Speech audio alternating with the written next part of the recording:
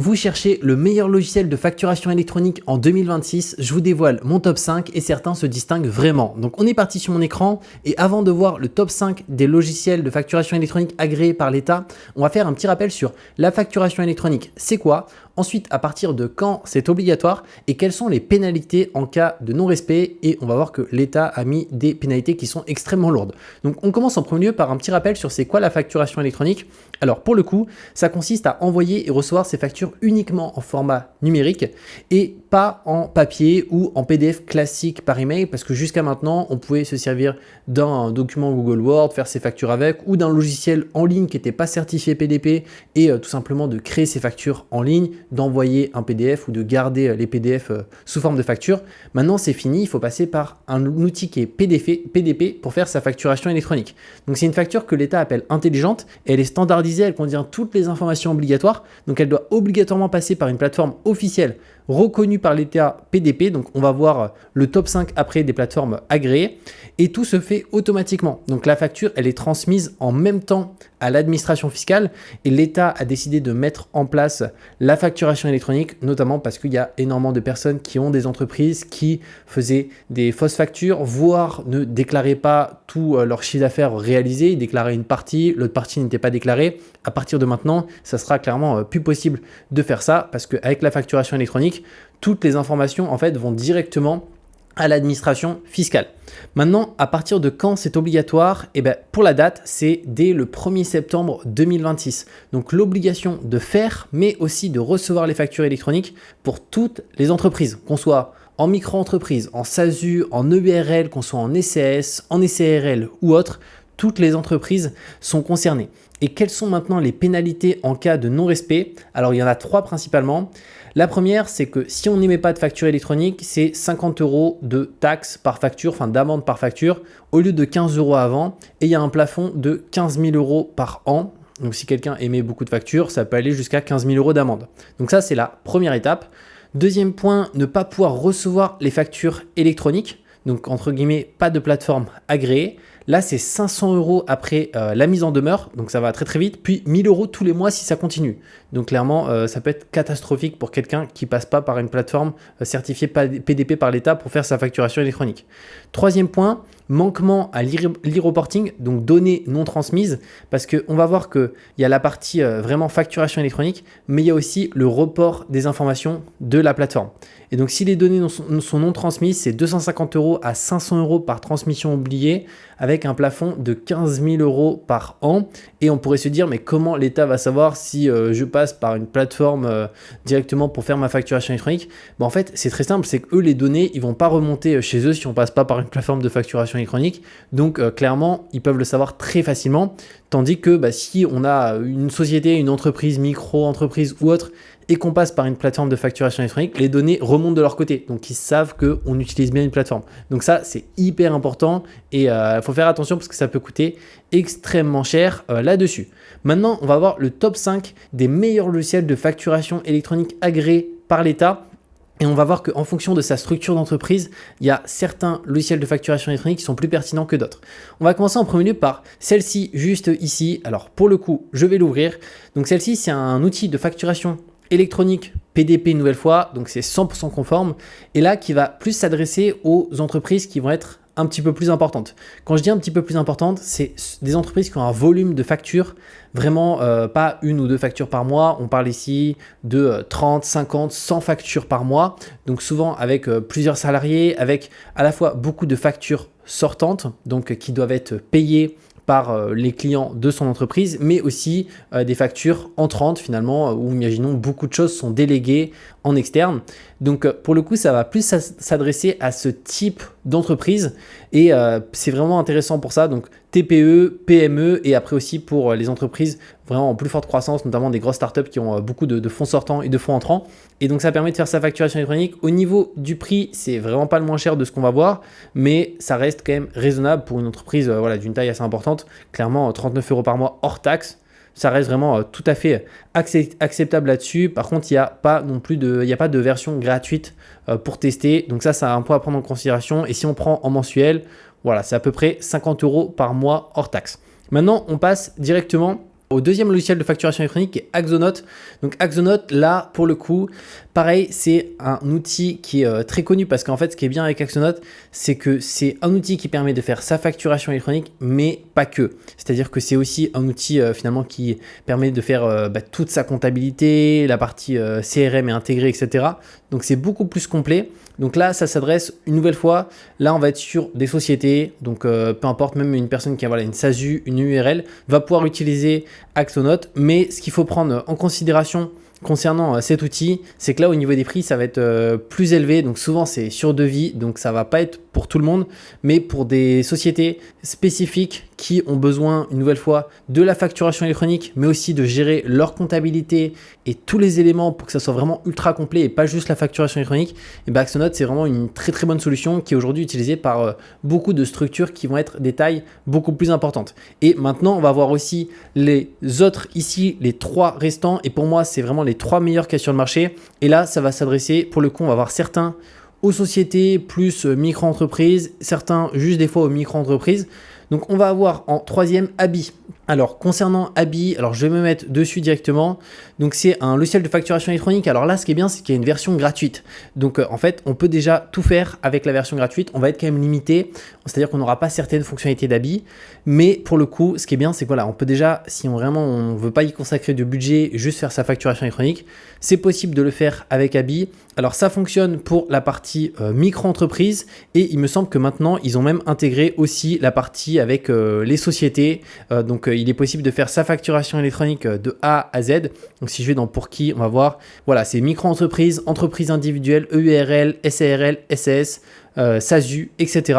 Donc de toute façon, pour toutes ces solutions, je te mettrai directement sous cette vidéo directement des liens avec, généralement il y a un bonus à l'ouverture. Je sais que pour Abi, pour l'exemple, si tu prends une formule payante, il y a un code promo que je te mettrai aussi en description qui te permet d'avoir jusqu'à moins 45% de réduction. Donc c'est juste hyper intéressant. Et si on regarde les formules payantes, tu vois, on va se mettre sur facturation électronique ici. Donc là, ils mettent en avant que la gratuite, mais en fait au niveau des fonctionnalités, alors je vais mettre sur logiciel. C'est si je vais dans tarif ici, tu vois, imaginons la solution, si imaginons on veut faire sa facturation électronique en SASU pour l'exemple, bah là on va avoir les prix, sachant que la meilleure version c'est la version ici, la version pro où tu as tout en full, c'est-à-dire que tu as ta partie vraiment facturation électronique, mais aussi les exports comptables complets, relance d'impayés aussi, signature électronique aussi pour tout ce qui est devis, etc.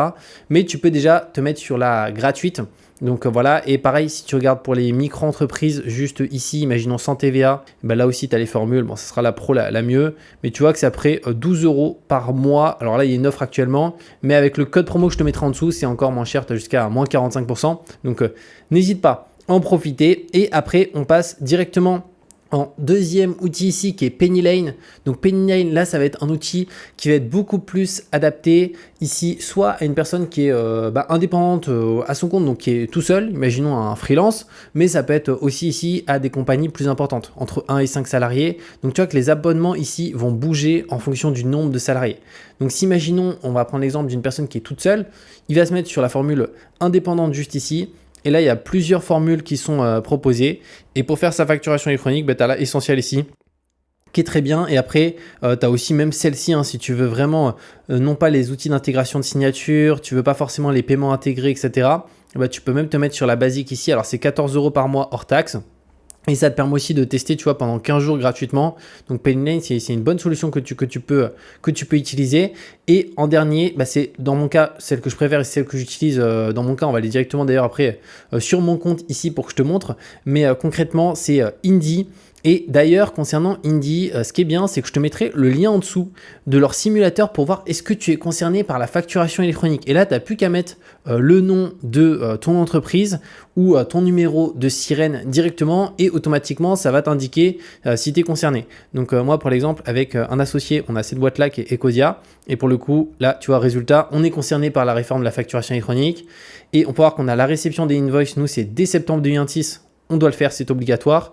Ils nous disent que pour cette société-là, on n'est pas encore directement inscrit à une plateforme agréée comme Indy ou autre, parce que moi je l'ai que sur ma partie perso, mais on va le rajouter ici. Et après, émission des invoices, ça je vois que c'est à partir de septembre 2027. Donc je te mettrai le lien ci-dessous de ce simulateur, et là comme ça tu peux mettre juste ton numéro de sirène ou le nom de ton entreprise. Si c'est une micro-entreprise, ça sera ton prénom, ton nom. Si c'est une société, le nom de la société, et automatiquement c'est indiqué, tu vois, pour n'importe quelle société. Imaginons si tu as Webedia pour l'exemple, qui est une société sur Paris, là on peut voir que pour le coup elle n'est pas inscrite à une plateforme, voilà. Peu importe l'entreprise, tu peux directement l'indiquer juste ici, et automatiquement tu sais si tu es concerné ou pas. Et après tu peux cliquer sur démarrer juste ici, et Indy, tu vas voir, pour moi c'est vraiment ce qu'il y a de mieux pour faire ta facturation électronique. Pourquoi? Parce que déjà tu as une version gratuite où tu peux faire quasiment la totalité, en tout cas la facturation électronique, tu peux tout faire avec la version gratuite. Donc ça c'est vraiment incroyable là-dessus. Et après, si tu veux plus de fonctionnalités, dans mon cas, moi, c'est que j'ai la télédéclaration, la télétransmission. En fait, je fais tout avec Indy, toutes mes déclarations. Donc, dans mon cas, je paye un certain abonnement. Donc, pour te montrer au niveau des abonnements, alors est-ce qu'ils les ont affichés? Voilà, ils les ont affichés là, mais je vais cliquer sur découvrir nos formules. Alors, ça va dépendre de ton entreprise. Si, tu vois, ça fonctionne pour toutes les entreprises. Donc, si tu es en auto-entreprise, EI, même en SASU, tu vois, tu as une formule essentielle. Donc, je te mettrai de toute façon le lien sous cette vidéo pour tester gratuitement. Et au-delà de ça, pour Indy, je te mettrai aussi le code promo que tu peux utiliser, qui est Julien 1 mois, qui te permet d'avoir un mois offert sur les formules payantes. Mais tu vois que c'est là que c'est vraiment top. Donc, dans mon cas, je suis sur une version premium. Donc, si tu es en société, tu peux voir que pour faire tout, la gestion, etc., c'est 49 € par mois hors taxe, en sachant que là, du coup, tu as toute ta comptabilité de A à Z. Et si tu es en micro-entreprise, en fait, tu n'as pas vraiment besoin, pour le coup, d'une réelle partie comptabilité. Tu vas avoir besoin surtout de la partie télédéclaration de TVA, déclaration, aide à la déclaration des revenus, déclaration de la CFE, livre des recettes aussi, qui est obligatoire en micro-entreprise, que tu n'as pas sur la version gratuite. Donc moi, c'est vraiment la premium que je te conseille. Je suis sur celle-ci dans mon cas. Et en fait, tu vas arriver sur ta interface, et à partir de là, tu peux tout faire. Donc la facturation ici, c'est à partir d'ici que tu peux faire ta facturation électronique juste là. Et après, pour le reste, en fait, tu vas pouvoir directement créer tes factures. Donc ici, créer une facture, créer un devis. Là d'ailleurs, tu as ton chiffre d'affaires total facturé. Donc c'est pas forcément ce que tu as sur ton compte bancaire, c'est ce que tu as facturé. Moi, tu peux voir que l'encaisser. Donc ça, c'est l'argent qui est passé par le compte bancaire. Et en attente, ça c'est de l'argent que tu as facturé à un client ou à plusieurs clients, mais qui n'est pas encore sur le compte. Donc là, je peux regarder, je pense d'ailleurs c'est Linkeo, c'est Linkeo, c'est en attente de paiement, mais je vais le recevoir bientôt. Et du coup, si imaginons, moi dans mon cas, je mets un délai de paiement 30 jours pour mes clients, donc s'ils n'ont pas payé sous 30 jours, ça passe de en attente à en retard. Donc là, je pourrais voir la partie qui est en retard, et à partir de là, je peux directement relancer ici mon client, tu vois, activer la relance d'impayé. Là, je ne vais pas le faire parce qu'il est qu'en attente, mais sinon, c'est quelque chose qui est possible. Et après, Indy, ça va te permettre de pouvoir suivre l'évolution de ton chiffre d'affaires dans pilotage, transactions. En fait, tu as toutes tes transactions qui remontent. Le compte pro aussi qui est hyper intéressant parce qu'ils proposent un compte pro gratuit. Donc moi, j'ai aussi mon compte pro chez eux qui est gratuit directement, que tu pourras ouvrir en fait gratuitement. En fait, il n'y a même pas d'abonnement ou quoi que ce soit. Donc moi qui payais plus de 20 € chez Conto avant, autant te dire que je suis très très content. Et après, à faire, là, c'est quand tu es en période déclarative, en fonction de ta structure, SASU, micro ou autre, ils vont t'indiquer quelles déclarations doivent être faites. Ça peut être une déclaration de CFE, l'impôt sur le revenu entre telle date, etc. Et pour la facturation électronique, clairement pour moi, c'est le meilleur outil parce que tu vois, au niveau des tarifs, c'est vraiment pas cher.